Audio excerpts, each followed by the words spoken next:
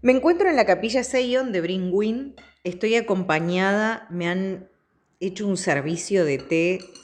Están en esta mesa Ida Williams, Ariel Lloyd de Lewis, a quien le he leído textos, María Felisa Reynolds y Sofía Owen. Gracias a todas, un placer. Gracias por el recibimiento. Quiero que me cuenten, y en este caso le dieron la tarea a Ariel, que me cuenten acerca de la historia de la capilla Seion de Bringwin.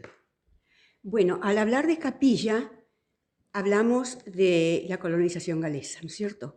Porque para ellos la fe fue el sostén de toda esta aventura de haber llegado a poblar nuestra tierra. Cuando hablamos del desembarco, lo hacemos con cierto romanticismo, pensamos en los himnos, en la forma como estaban vestidos, cómo llegaron y todo, pero cuando pensamos en esa llegada, si nos ponemos, hoy día, nos ponemos en la costa de Madryn y miramos hacia, podemos imaginar el paisaje que ellos tuvieron ante sus ojos cuando llegaron, que era una amplísima extensión de matas grises y algunas lomadas cada tanto. No había una casa, no había un árbol, no había nada que le brindara calidez, salvo las cuevas que estaban preparadas allí y se habrán cobijado las mujeres y los niños ahí seguramente, ¿no? Y después, claro, buscaban un agua dulce, pero el río no estaba a la vista. Se cuenta que había llovido, que había barro. Entonces los hombres armaron grupos que iban en busca del río. Un grupo iba, el otro volvía, para no dejar a las mujeres y los niños solos, seguramente, ¿no? En esa búsqueda encontraron el río. Entonces quedaba la tarea de trasladar todos los enseres a orillas del río. Bueno, y bueno, llegaron finalmente, después de mucho andar, porque tuvieron que trasladar todos sus enseres con, no sé, a caballo, con algún medio que tenían para arrastrar las cosas. Había llovido por medio del barro. Incluso algunas mujeres, o la mayoría de las mujeres con los niños, se fueron en una embarcación para llegar al estuario del río, para no ir por tierra. Y se perdieron en el mar. Bueno, esa es otra historia, ¿no? Ahí estuvieron como 2 semanas perdidos. Y una de las mujeres dijo, no, yo quiero ir con mi marido y mis hijos, yo voy a ir caminando. Y así fueron. Y bueno, así finalmente llegaron al río, pero para eso se perdieron en el camino algunos, casi se murieron de sed. Hay distintas anécdotas que no se sabe si son reales o no, donde había 2 hombres que querían llegar y se perdieron, se estaban muriendo de sed, pudieron cazar un chimango y le chuparon la sangre. Y así pudieron sobrevivir, digamos. Bueno, hay otras historias, ¿no? Bueno, a partir de llegar, instalarse más o menos como pudieron, empezaron a extenderse por el valle, porque el río no era como ahora todo encauzado. El río estaba ramificado por muchos lugares. Después de a poco lo fueron ellos encauzando, sin tractores, ni palas de ningún tipo, ni mecanismo, nada, sino con pala y pico, ¿no es cierto? Así como hicieron los canales. Entonces, a medida que iban avanzando, iban levantando una capilla. Cada 10 chacras, una capilla. Antes de su casa, iban levantando entre todos, de forma comunitaria, la capilla. ¿Sigue estando cada 10 chakras Sí, una capilla? sí, si los contamos, están las tradiciones. Capillas sí, están así, cada 10 chacras. Porque había distintas denominaciones. Esta era metodista calvinista. Había otras que eran bautistas, otras eran independientes, y cada uno quería ir a la capilla que pertenecía en Gales. Pero se dieron cuenta que las distancias no les permitían, porque tal vez venían de la zona de Brincrún, que es como 7 kilómetros más allá de Gaiman, iban a la iglesia bautista, a Treorchy, y era imposible, porque los lugares acá son muy alejados. Entonces decidieron, vamos a reunirnos en la capilla más cercana. Sí, que las capillas, decíamos, se fueron levantando cada 10 chacras, pero todas juntas no. Esta capilla, 1883, así que de 1865 que llegaron hasta 1883 hay unos cuantos años, ¿no es cierto? Así que a medida que iban avanzando, iban levantando la capilla. Bueno, a ver, Ida, cuénteme o contame un poquito acerca de la historia de esta capilla. Estamos en 1883. 83. Se construye una capilla en esta misma chacra, pero más al sur. No era este edificio. Y yo señalo como si me estuvieran viendo. Pero claro, bueno, sí. Y vino una gran tormenta de viento y la volteó. ¿Pero y qué las hacían, de madera? No, de adobe.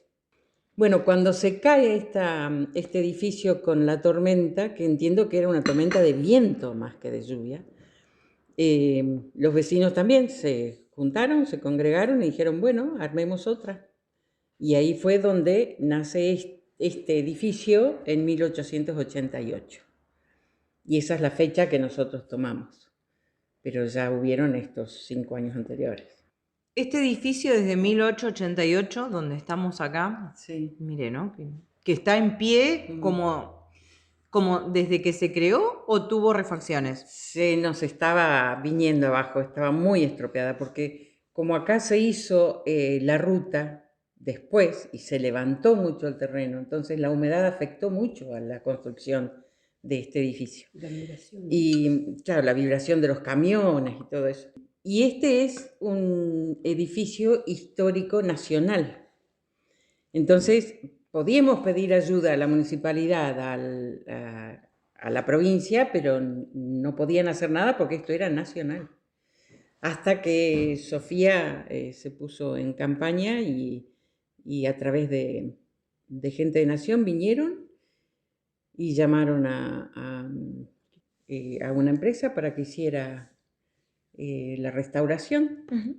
Así que estuvimos, ¿cuánto? 2 o 3 años sin poder usar la capilla, nos prohibían usar la capilla, tuvimos que utilizar el salón de la Escuela Agrotécnica, nos reuníamos allá, y en el 2011 se habilitó esta capilla, así que está restaurada desde esa fecha.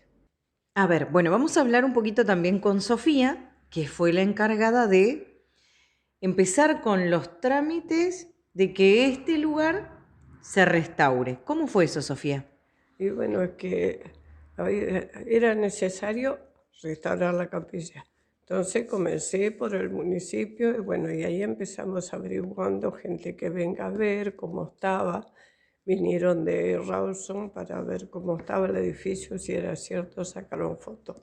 Hicimos carpetas a montones y bueno, hasta que llegó un momento que bueno, la provincia no podía hacer el trabajo porque al ser monumento histórico nacional no se podía. Entonces tuvimos que hacer las gestiones en Buenos Aires. Bueno, por intermedio del intendente, después tuvo Gabro también.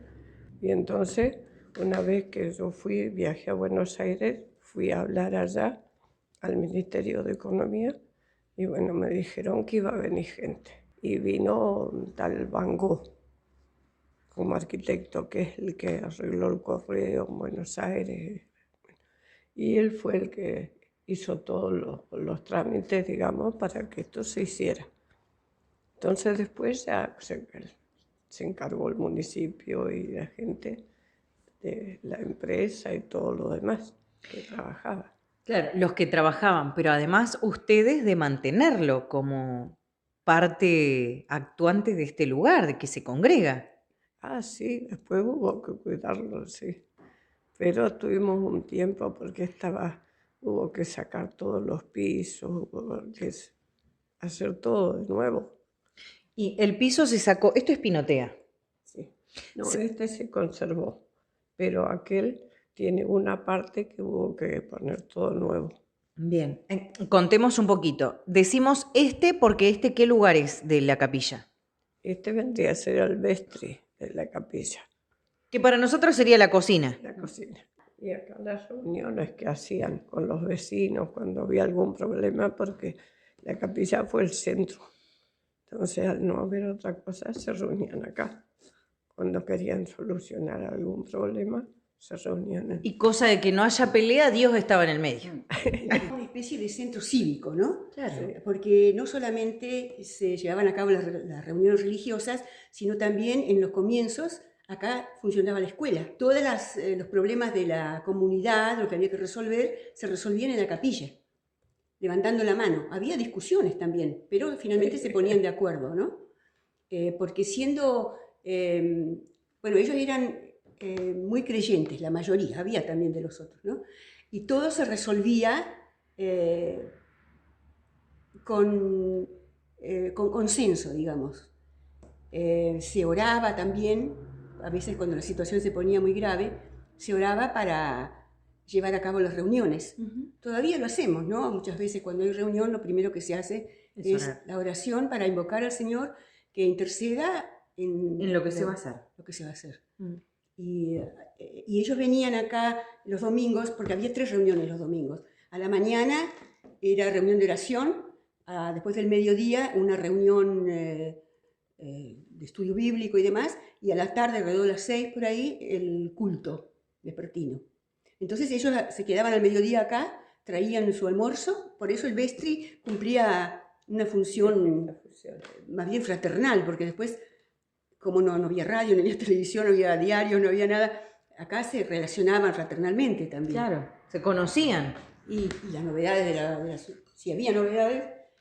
¿Cómo se vive en esta actualidad en la capilla? Bueno, acá, como te dijo Arié, era de denominación metodista calvinista.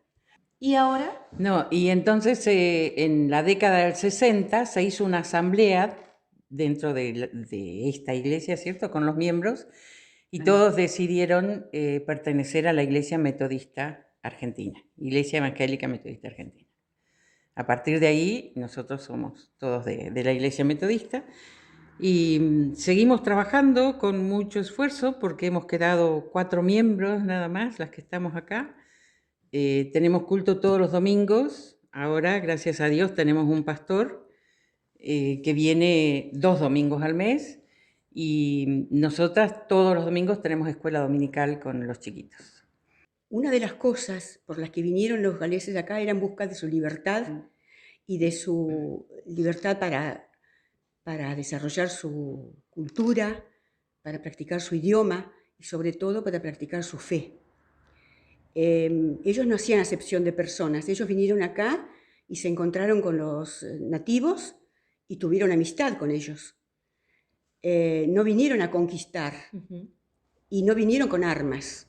El arma que ellos traían era la Biblia y se apoyaron en su fe. Si no fueran por su fe, no estaríamos nosotros acá hoy. Bueno, ahora vamos a hablar un poquito también con Felisa, María Felisa. ¿Cómo le dicen? Felisa. Felisa. Bueno, cuénteme un poquito cómo es la mañana del domingo en la capilla. Primero, ¿a qué hora llegan? ¿A qué hora abren las puertas? A las 9 de la mañana, 9, 9:15 ya estamos acá. ¿Y los chicos vienen a las 9? A las 10 menos cuarto vienen los chicos. ¿Cuándo llegan? A veces llegan tarde. Y bueno, ¿y ustedes los están esperando acá con qué? Con una taza de té calentita, con leche o si no quieren leche. Y siempre hay sándwiches, pan o alguna torta, lo que ellos quieran comer. ¿Preparan ustedes? Sí, nosotros los traemos. La celebración de los cumpleaños. ¿Les hacen los cumpleaños? Sí, los cumpleaños los hacemos siempre, con torta y todo. Bueno, y después, ¿cuál es el trabajo de la escuela dominical o de la escuelita dominical? Bueno, acá están las 3 maestras que son las que le dan, se divide por grupos. Arié tiene los grupos más grandes, de chicos más adultos, y Ida tiene lo más chiquito. Y nosotros con Sofía siempre estamos pendientes de ayudarla a Ida con los chiquitos, porque hay chiquitos que son inquietos y hay otros que no son tan inquietos. Entonces, bueno, si hay que alcanzarle el material, todas esas cosas, nosotros estamos pendientes para eso. Y bueno, y además se ocupan de prepararles, ¿qué es? El desayuno y después se van a sus casas.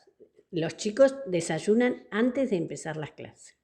Ellos desayunan y después se van a las clases. Pancita llena, corazón contento. Y después, bueno, se termina cantando y se van los chicos y nosotros nos quedamos al culto. Bueno, gracias a todas por venir y por ser parte de esta charla y por el riquísimo servicio que me sirvieron. Un placer. Muchas gracias a vos por haberte llegado hasta acá.